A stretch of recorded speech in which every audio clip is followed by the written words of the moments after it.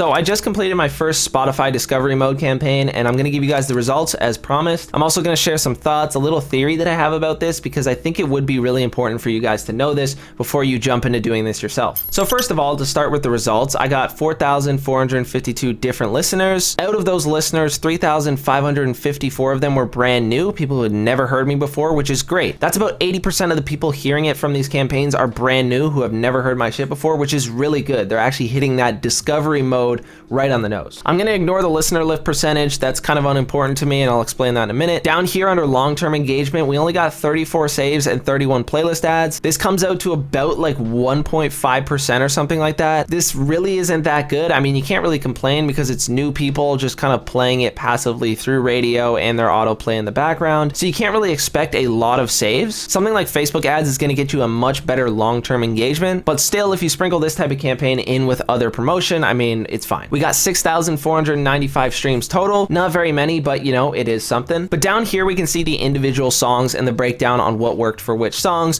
And I'm gonna explain each of these categories, which ones I think are the most important, at least for me and artists of my size, and explain which ones I think are kind of useless and you really shouldn't look at. So by default, it sorts by stream lift, which is a percentage based off of the amount of streams it got in the last 28 days before you added it to this campaign. After the campaign, it went up 911% for my song Hotel. Obviously, that's a bit of a wow factor number. It's almost at 1,000%. Like 1,000 seems like a shit ton, but it only got 940 streams, which means almost one stream equals 1% stream lift. So it wasn't doing that crazy, but 940 streams, still good, still a nice boost. I still like having it in this type of campaign, but 911% really isn't something I should look at, because if I jump to the next one, we can see 848%, almost the same amount, but Chopped Liver only got 21 streams. Now, when it comes to marketing, usually percentages are huge, but it seems like in this type of campaign, at least at my level, they're pretty unimportant. If we sort it by streams,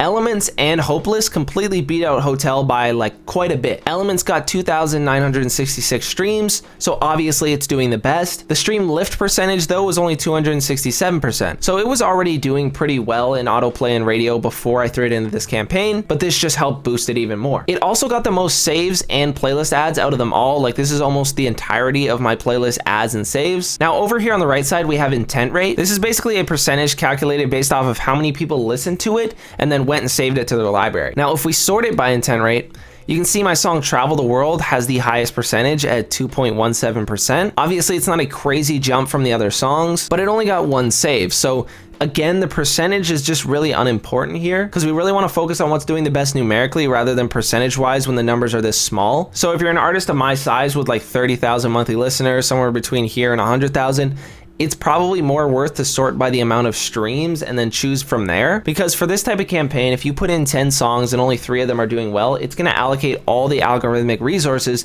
to pushing those 3 songs and not really doing anything for the others. Now it's gonna have a good try at all of the songs that you put in, but it's gonna choose which ones to push more based off of what's getting the best response and you know which ones people are listening to all the way through, stuff like that. If we scroll to the bottom here, we can see 2 of these songs were completely ruled out. I mean, Backrooms makes sense. It got 0 streams and 0 listeners. I don't even think it tried to push this one. But then we have Landslide, which kind of confuses me because it got 177 streams and 132 listeners, which is much more than a lot of these songs that they kept in here. But I guess the issue was that it was less streams from radio and autoplay than it was already getting. So it ended up getting a negative percentage by being run through this campaign, which to me doesn't really make sense. I guess like if you're gonna take it out of this campaign, hopefully it's still running properly through radio and autoplay, but I'm not sure that it is. And I have a bit of a theory on why. So when Spotify decided to introduce this type of campaign, it basically puts you in control of what songs get pushed through the radio and autoplay section. So if you already had 10 songs doing really well, but you had 50 songs that were all going through radio or autoplay to some degree, you open up this campaign and you choose 10 songs that aren't really doing that great percentage-wise through radio and autoplay. The algorithm is now trying to push those songs that you specifically chose for it to push,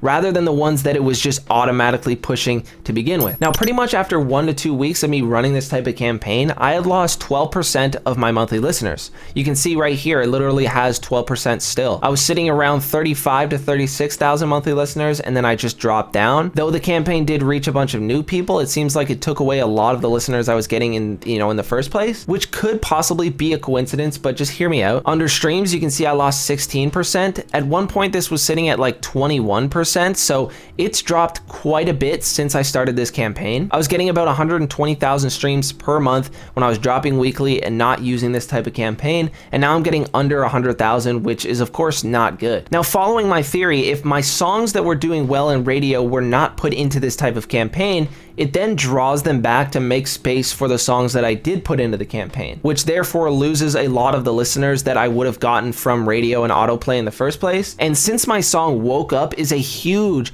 very disproportionately streamed song compared to the rest of my music, I mean, I don't have a song even close to, a million streams besides this one. This one's almost at 2 million. Not putting it in this campaign brought back a lot of the listeners that I got from just casually running it through radio. And since radio is trying to push it to new people and I didn't choose it, it's not pushing my biggest song to new people. It's pushing the songs that I specifically want out there. So though I did have a drawback in the amount of streams and monthly listeners that I got this month, I was able to push a lot of my new higher quality music to both my top 10, which is more important to me than a lot of things, as well as to some of the people who have heard my music before but have never really revisited my page to listen to some of the new stuff that I've made, right? Because Woke Up is like 3 years old now, and though a lot of people do really enjoy it, I want to move on from this. I want a lot of people to hear some of the new stuff and how I've progressed as an artist. But it's very difficult when the algorithms are doing so much work to push this song and they're reaching the right people that want to hear this song, and then a lot of my new music doesn't really match that. So if you're in a case like me where you have a very disproportionately blown up song compared to the rest of your stuff,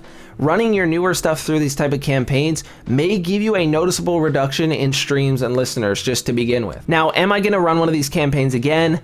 Yes. I've already opted in for April. It's already begun. I'm recording this on April 1st. I can't look at any of my stats until the 11th of April, but I'll probably do another follow-up video to see how well the next month goes. I looked at all my stats, of course, from the last campaign, and then I put in the certain songs that I thought did really well, as well as a couple of songs that have gotten a boost recently, newer ones that I really want to do well. I'm really praying that I reach some new people and some of the people from my TikTok come through and just, listen to my music, because I do put in a lot of hard work. Anyway, I hope you guys enjoyed. If you have any questions, feel free to leave them in the comments. I would be happy to answer them. Anyways, guys, it's been your boy mmxvii, and I'm out. Peace.